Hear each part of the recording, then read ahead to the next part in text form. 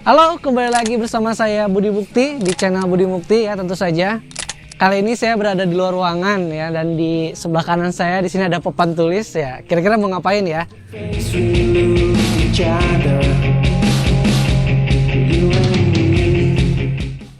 Baiklah, kali ini saya akan coba untuk berbagi, menyampaikan informasi ya, mengenai tips-tips atau metode tentang mencari akar permasalahan. Kalau kemarin saya sudah menyampaikan mengenai pengenalan tentang audit, dan di audit itu nantinya akan ada finding atau temuan. Nah, bagaimana kita menyelesaikan permasalahan tersebut atau menyelesaikan finding tersebut? Ya, di sini ditulis ada CAR atau RCA, atau kita bisa bilang CAR and RCA ya. CAR ini stand for Corrective Action Report. Ya, artinya apa? Laporan perbaikan. Sementara kalau ini RCA stand for Root Cause Analysis. Nah, Root Cause Analysis inilah yang akan dibahas oleh kita saat kali ini ya. Mungkin di beberapa tempat ataupun di beberapa company akan berbeda cara mencari root cause analysisnya atau akar permasalahannya. Tapi kalau misalkan yang saya gunakan, biasanya saya menggunakan root cause analysis ini menggunakan diagram tulang ikan gitu kan. Mungkin rekan-rekan udah tahu, ada yang tahu mengenai diagram tulang ikan tersebut. Meskipun Anda bukan dari dunia manufaktur, tapi menurut saya HR itu harus melek juga mengenai root cause analisa ini. Dan sebetulnya untuk yang metode ini bisa diterapkan di mana saja, entah itu di HR, entah itu di departemen lainnya. Karena seperti dokter lah. Kalau dokter tidak tahu penyakit yang menyebabkan permasalahan itu apa, bagaimana si dokter akan tahu memberikan obat yang tepat untuk permasalahan itu, betul nggak? Jadi di sini kita akan pura-pura menjadi dokter. Dokter sebuah masalah yang ada di company, kemudian kita akan coba selesaikan permasalahan tersebut. Setelah kita menerima laporan hasil audit, kita harus lihat dulu ya, dan analisa dulu. Yang akan menjadi priority yang mana? Mungkin akan ada banyak finding atau temuan dari auditor ataupun kita sendiri yang menemukan masalah tersebut. Kita harus membuat skala prioritas. Nah, dalam root cause analisa ini kita jangan serta-merta semua permasalahan kita masukkan ke sini. Baiklah, saya akan coba simulasikan sebuah temuan audit. Ini contoh saja ya. Misalkan temuannya adalah diketahui karyawan lembur lebih dari 3 jam dalam 1 hari. Itu untuk undang-undang yang dulu misalkan ya. Saya akan contohkan yang itu. Meskipun yang undang-undang sekarang itu 4 jam. Tapi saya akan coba gunakan contoh yang undang-undang yang dulu ya. Undang-undang 13 tahun 2003. Nah, sekarang udah ada matahari nih, jadi agak hangat. Ya, kembali lagi. Saya akan coba menuliskan mengenai sebuah permasalahan yang tadi saya sampaikan, yaitu diketahui atau ditemukan bahwa di sebuah company ada karyawan yang lembur lebih dari 3 jam. Bagaimana kita bisa solve problemnya ini? Dan kemudian karyawan yang lembur lebih dari 3 jam itu misalkan banyak. Oke? Kita akan mulai mengenai metode penulisannya dan juga metode thinkingnya yang digunakan untuk mencari akar permasalahan ini. Oke?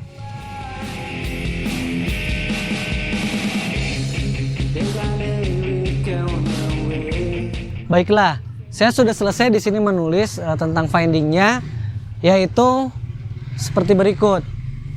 Ditemukan 8 karyawan lembur lebih dari 3 jam per hari di bulan Juli sampai September 2020. Nah, jadi menulis finding itu kita harus clear.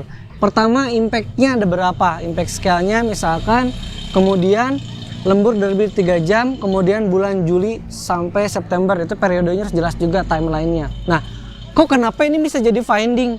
Kan ini impact-nya cuma 8. Nah, kembali lagi, untuk menentukan skala prioritas, pertama impact scale-nya, kedua kuantitinya berapa banyak, dan ketiga ini hit compliant atau enggak.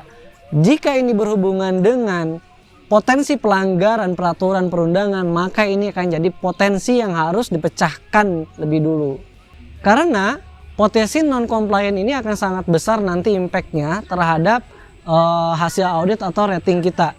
Jadi ini harus kita pecahkan dibanding dengan yang lainnya, misalkan yang permasalahannya lebih rendah dari ini. Oke, baiklah. kita menuju ke sebuah diagram tulang ikan.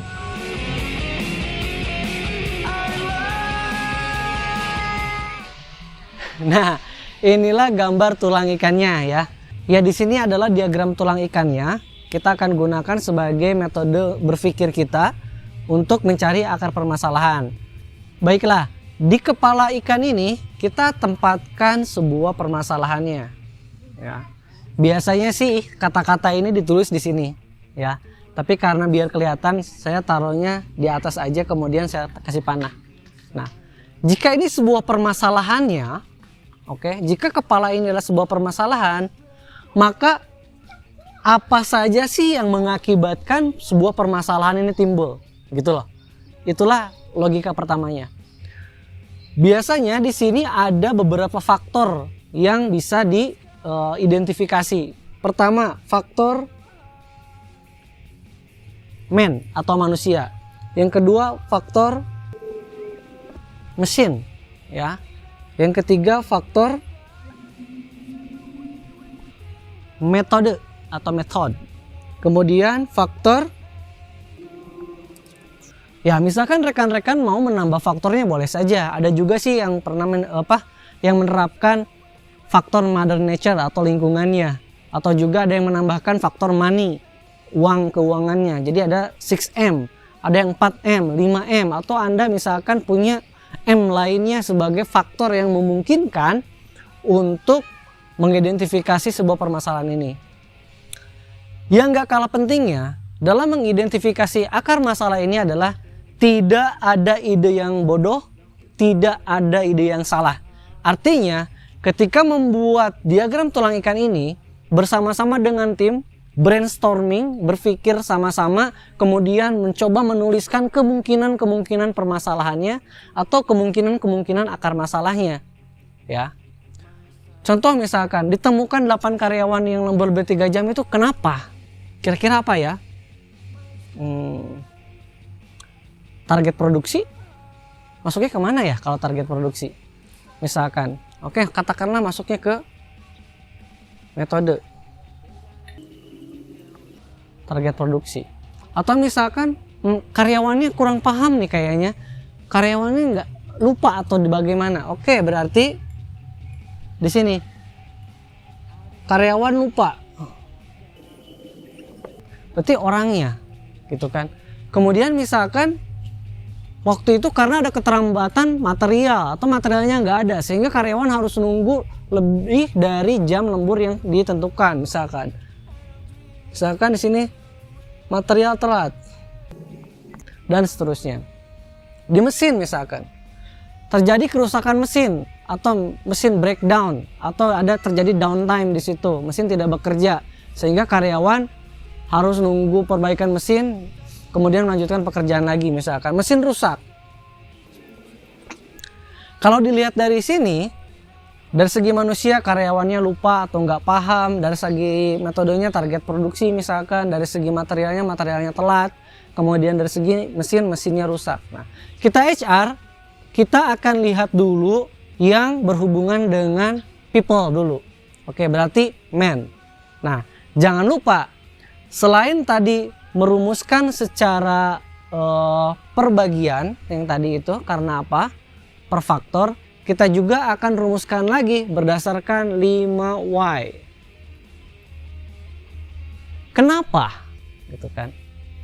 Tadi kita udah menanyakan ke diri kita, kenapa bisa terjadi karyawan seperti ini? Oh, mungkin karyawannya lupa atau nggak paham, gitu kan. Sekarang kita tanya lagi, kenapa karyawan lupa dan nggak paham?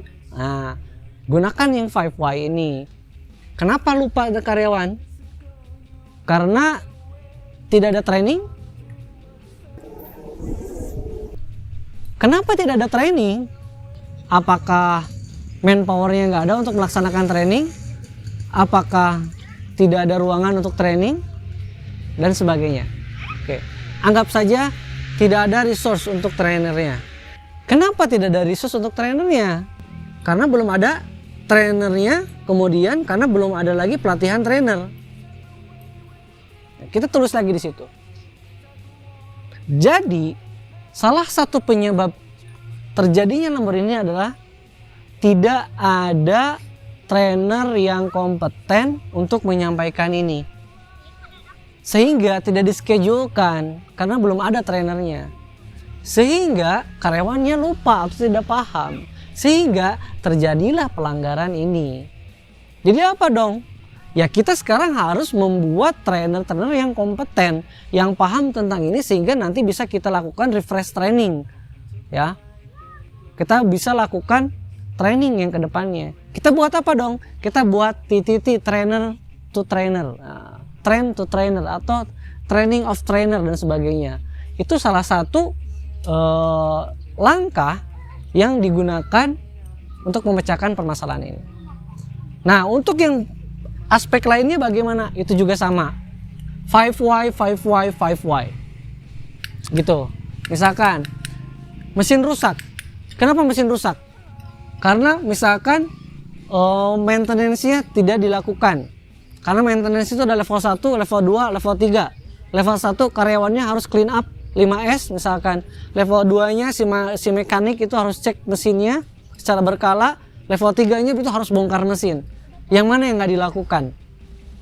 Kenapa tidak dilakukan misalkan 5S-nya? Kembali lagi. Karena karyawannya misalkan lebih fokus ke produksi atau lupa. Atau tidak tahu bagaimana cara 5S dan seterusnya. Itu kenapa. Sehingga nantinya dari sebuah diagram tulang ikan ini kita akan membuat sebuah tabel timeline. Oke. Saya akan gunakan di sini aja. Karena ini papannya kecil ya. Di sini kita tadi udah tahu kan akar masalahnya apa, kemudian kita turunkan di sini. Tidak ada trainer yang kompeten. Kemudian di sini root cause-nya, RCA-nya. Di sini kita tulis di tabel ini yang atasnya action plan-nya. Ya. Kemudian di sini kita tulis due date-nya. Atau kita bisa tulis juga timeline ke sana, boleh. Jadi kayak Gantt chart gitu, ada bulan, tanggal di situ, boleh. Tidak ada trainer, kita akan apa sih? Misalkan kita akan melaksanakan TTT regarding jam kerja.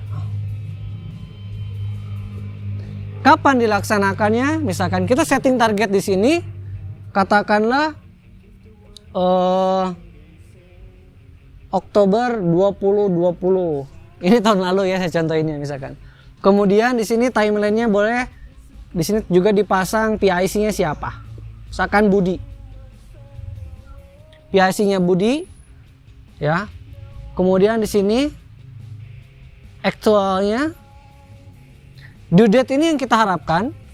PIC ini siapa tanggung jawabnya, kemudian aktualnya pelaksanaannya kapan, atau ini bisa di switch juga ya. Aktualnya bisa di sini. Kita rencana Oktober 2020 misalkan tanggal berapa ya? Tanggal 1 misalkan. Ya, Oktober 1 2020 Budi, aktualnya nanti tanggal berapa? Nah, dari yang semua root cause itu kita turunkan ke sini membuat sebuah Gantt chart atau perencanaan penyelesaian masalahnya. Satu demi satu kita harus lakukan langkah-langkahnya. Ya intinya sih ini simple. Karena bukan hanya sekedar tulis-tulisan ini, tapi yang paling penting adalah logic thinking kita, metode berpikir kita minimal harus seperti ini, terstruktur gitu ya. Kemudian nanti juga setelah ini semuanya dilaksanakan, kita akan follow up terus-terusan. Apakah sudah bisa mencapai apa yang kita inginkan? Kemudian setelah kita lakukan ini, kita evaluasi lagi apakah yang kita terapkan ini bisa merubah ini atau tidak, bisa menghilangkan ini atau tidak, gitu ya. Kita nanti setting targetnya misalkan menghilangkan permasalahan ini. Kita evaluasi lagi. Jika setelah kita evaluasi kemudian hasilnya masih ada, berarti kita harus melakukan improvement. Plan, do, check, actionnya harus berjalan di sini, gitu kan? Berdasarkan diagram tulang ikan ini, begitu. Baiklah, terima kasih banyak untuk kali ini udah berkunjung ke channel Budi Mukti. Demikian yang bisa saya share, mudah-mudahan bisa memberikan insight. Jangan lupa channelnya di subscribe dan di share ke rekan-rekan yang lain. Baiklah, terima kasih banyak sudah berkunjung. See you, bye. Stay healthy and safe.